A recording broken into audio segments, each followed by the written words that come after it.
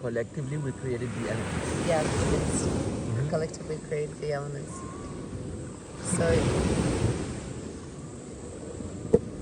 from what I hear, that they're storing all the movies, every movie that's ever made, like especially Disney, all those movies worth a fortune. And, they have to store them and archive them. And, a lot of them have been put onto digital, but now digital's out. The storage systems. Water is the best way to store anything, because in one drop of water, you can take gigabytes of memory. Here we are working with electrical devices. Why? And water is the biggest storage.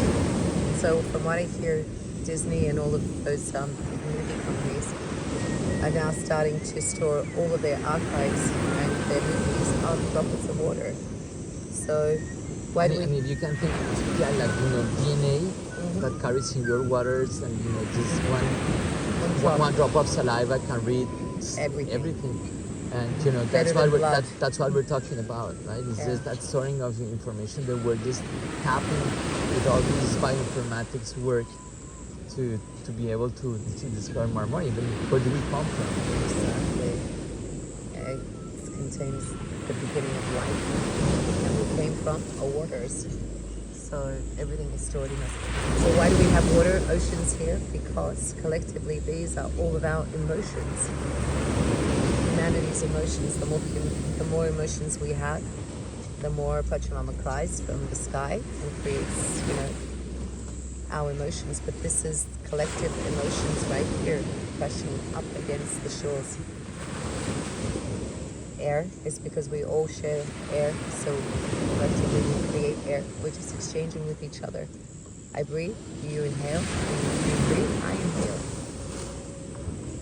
And in that is all our DNA, because in that air is droplets of water. So that's why you're able to read me without kissing me and exchanging DNA. But you're still exchanging DNA because tiny little droplets of water spoken from your mouth enter in the pores of my skin. No, so I was thinking that if you cry, you can have a little device that you get that one drop of tear, and it'll tell you why you put cried. it there. and you just give it to your mama. Here's my tears for the day, Mom. And then she hears the stories of all the grief for the day of her child. But it will be cool. They just do it, and then songs start to appear, stories start to appear to heal that emotion that was from that drop. That would be so cool.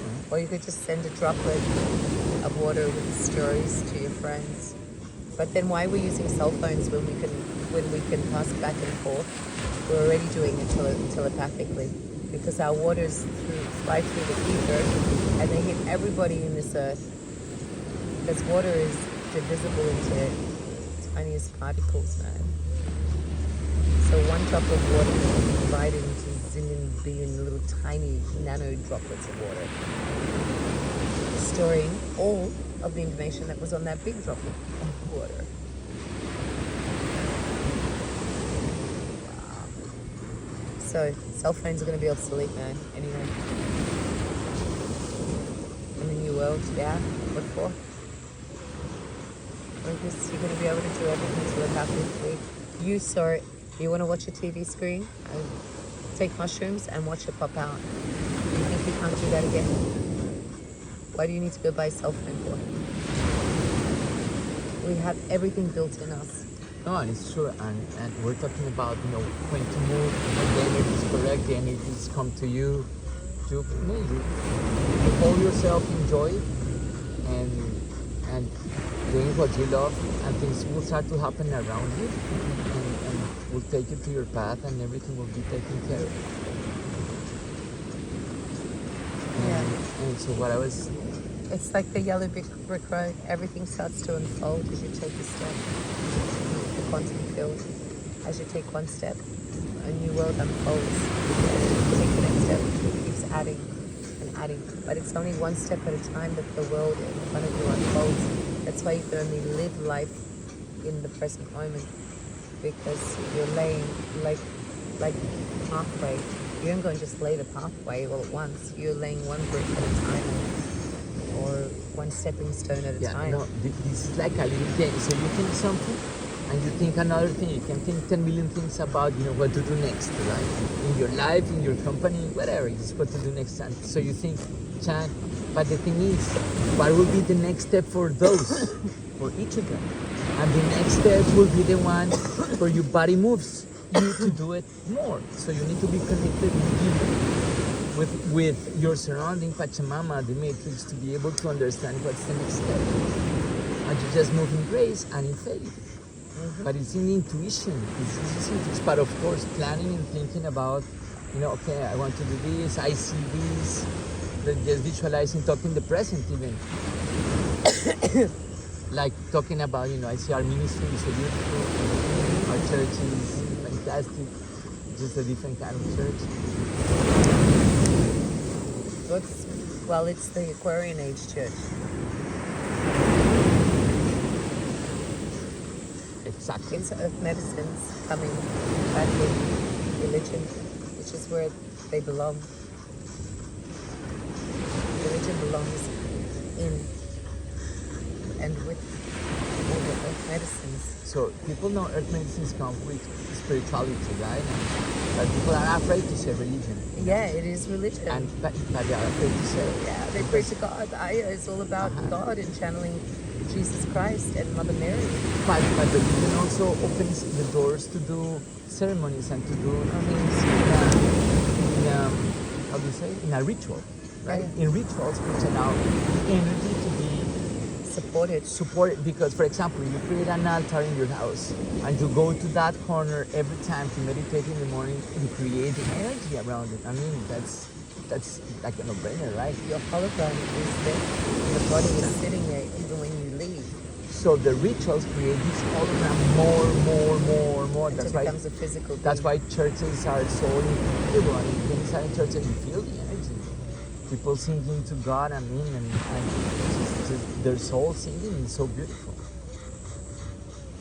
So the same, we need a religion because we need those rituals, right? Mm-hmm. Absolutely. And we sing to the high spirit, Pachamama, to the sun, to the stars, to our heart, to the birds, to Jesus, to Mother Mary, to Shiva. To all the greats. Channel any entity. To the mermaids of the ocean. Mm-hmm. Yeah. To the mermaids. So. That all started how? This conversation. Through love. Yeah. The love of sharing. Water. Stories and waters. Yeah. And love is representing waters. I mean, water is representation of love. Uh-huh. So if you see in a card like, cups, water, that means love, emotions. And when you see somebody sharing waters, they want to share their love. You see them there just by water, right? You don't take a cup of water to the bathroom, because you're not going to take pure water. It's just a symbol, unless it's going to be used for washing something. But just think about it, those water, when you carry water, it's carrying love, it's carrying the container of love. So that's why clear waters, water from the rain are so incredible, from the river. Okay, so yeah, all that's our good waters. And love. Beautiful waters and love. Yeah. And coconuts and bananas and banana trees and coconut trees. And hibiscus flowers. What else?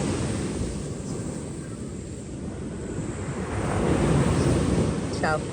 MikaCenter.com.